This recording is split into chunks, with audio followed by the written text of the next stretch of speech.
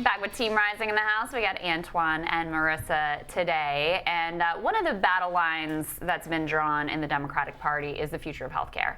And we have the sort of faces of the two sides of this. The Medicare for All wing would be Bernie Sanders, and the let's stay with Obamacare and add the public option approach with Joe Biden. Things have been heating up a little bit lately. Let's take a listen to what Senator Sanders had to say about Joe Biden's approach. But we should not have distortions of what Medicare for All stands for. Joe talked about a hiatus. Was that the word that he used? In care. In other words, if you have a serious illness, as we transition to Medicare for All, there may be a hiatus. That is absolutely wrong. Of course, there will be a continuity of care. Marissa, let me start with you. What do you make of this fight?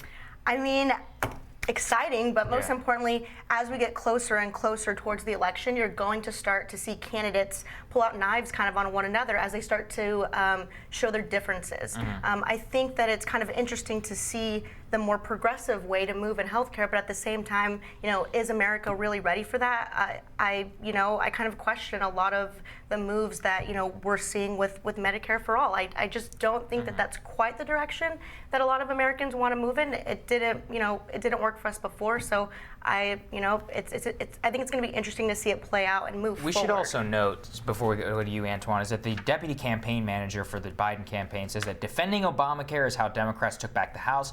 It'll be one way we take back the presidency from Trump. They're really laying this out as a stark choice. Defending Obamacare is how we got destroyed in 2010 when I ran for Congress. This is what they say. They say, we're going to run on the back of Obamacare. We're going to fix it, take away, bring back the individual mandate. Focusing on that is a realistic solution, not Medicare for All. What do you think? So a couple of things. There's a lot to unpack about healthcare. Number one, it is the number one issue. It was in 2018, and every poll I've seen about 2020 ranks it as the top issue going into 2020. The second thing Democrats cannot forget is that we were able to sentence the Republicans to a minimum of 2 years hard time in the minority because we beat them on healthcare and reminded people about their failures on healthcare. The third thing I have to remind people is that we won on the fact that we have to do something about improving and fixing the places in the ACA where it was broken and reminding people that Republicans want to take away health care. I don't think we can afford to get into a political battle about whether Medicare for All is better than fixing and strengthening the ACA. I think we just have to take an approach about fixing healthcare. And the progressives are going to have their say-so about Medicare for All. I think the center-left, the pragmatic side of the party, are going to want to strengthen the ACA, which is what the majority of the American people want. But here's the thing that I don't understand about that, Antjuan, is we both were doing politics back in 2010 when we got our butts handed to us over Obamacare. Sure. It's still not that popular. People have a tepid response to it. It's complicated. It's basically an insurance company giveaway. Medicare for All is actually really popular, not just with the liberal, lefty, progressive. Well, Kristen, let me remind you that it wasn't popular then because Barack Obama was not popular.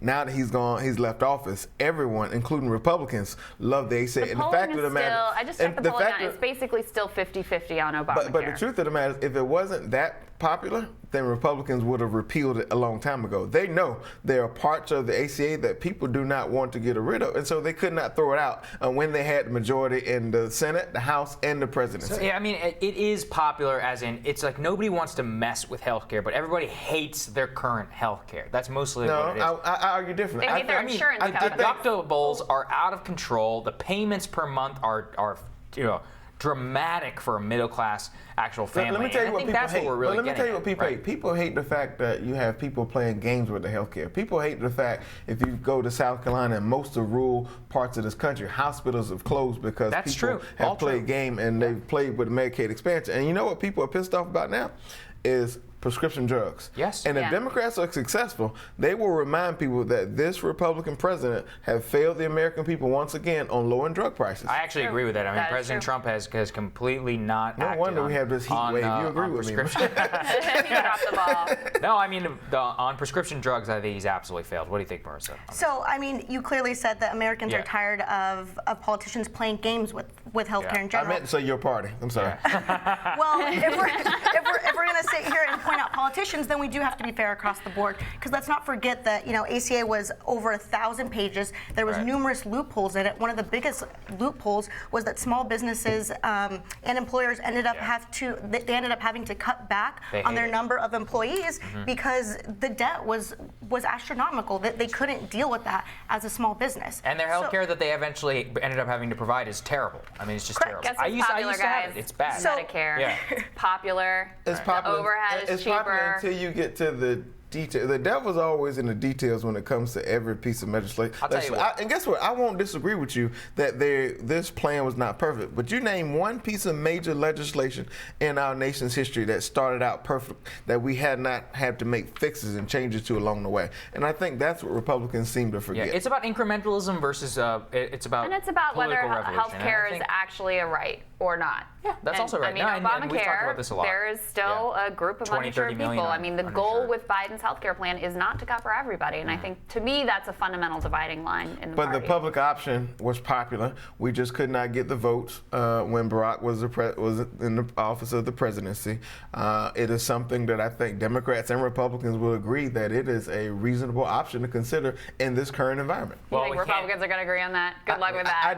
I do think moderate Republicans will have no choice but to, as they would on lowering prescription drug prices, to go with the public option if it was an option. Do you think Mitch McConnell is going to play ball with us on doing anything positive for healthcare and give Democrats a win? Oh, it's not about Mitch McConnell. It's about the fact of what the American people want. And if we run the right plays and we allow our offense to be our defense as a part of this cycle, Mitch McConnell will have no choice because we'll flip some seats. Well, I think we have to move on now to the hot topic of the squad. We have Representative Alexandria Ocasio-Cortez talking about this after she was back in her home district, and then a response from the administration by Stephen Miller. Let's listen to both. Once you start telling American citizens to, quote, go back to your own countries, this tells you that this president's policies are not about immigration, it's about ethnicity and racism. We know that he's been thinking this the entire time, but he's been keeping it in here. And this week, it went out here. The reality is that this president has been a president for all Americans, whether you look at historically low black unemployment rates, historically low Hispanic unemployment rates, or if you look at what he's doing on immigration to protect safety, security, rising wages for all American citizens. All right, so we don't have that much time. Marissa will take one take from you, Antjuan from you. Go ahead. Solve racism in America, please. Well, I think that it's clear. Individual members of Congress and Americans do not always like the way Trump tweets. That's no secret. It's an unconventional way to do it. He speaks directly to the people when he does this. At the same time, I think that if we're going to sit here and say, look, this tweet is racist, this is racist, then we have to be fair across the board. We have to also say, look, AOC has said some things that are completely unconventional and untrue, such as concentration camps being at the border, which I know after 3.5 months of extensive investigative work, that's not true.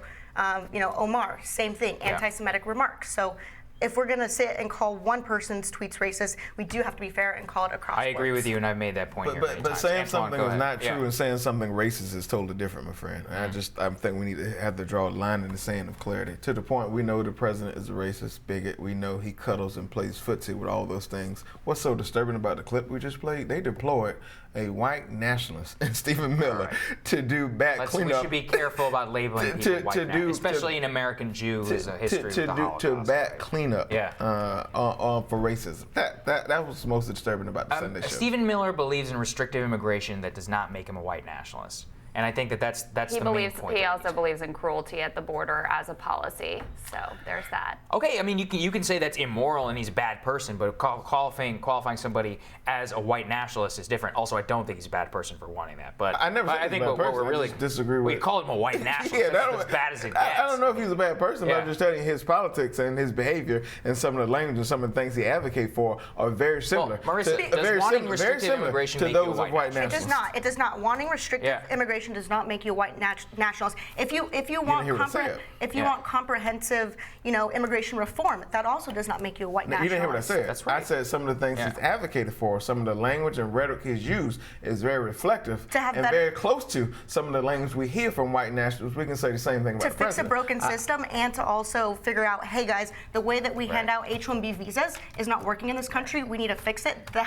That's fixing the problem. Let's end on the note that the president shouldn't tell anyone to go back where they came from, especially not American citizens. Let's just all agree on that. As I said to you, I was very appreciative of Governor Baker for being one of the Republicans who came out and called it what it is, racism, bigotry, and hate. I think when we get to that place and we call it out for what it is, then I think we can move on to try to fixing some of the problems. And that's what I have a problem with. They deployed him to defend it, not to call it out and say, you know what, it is what it is. Well, final thoughts there. Thank you both so much. We appreciate it. Great to have you both. Tomorrow on Rising, Hungary's Minister of Foreign Affairs and Trade discusses the country's current economic strategy and immigration policies. And the president of the Republican Main Street Partnership, Sarah Chamberlain, she updates us on her women-to-women tours, encouraging women to be part of the political dialogue. We'll see you tomorrow.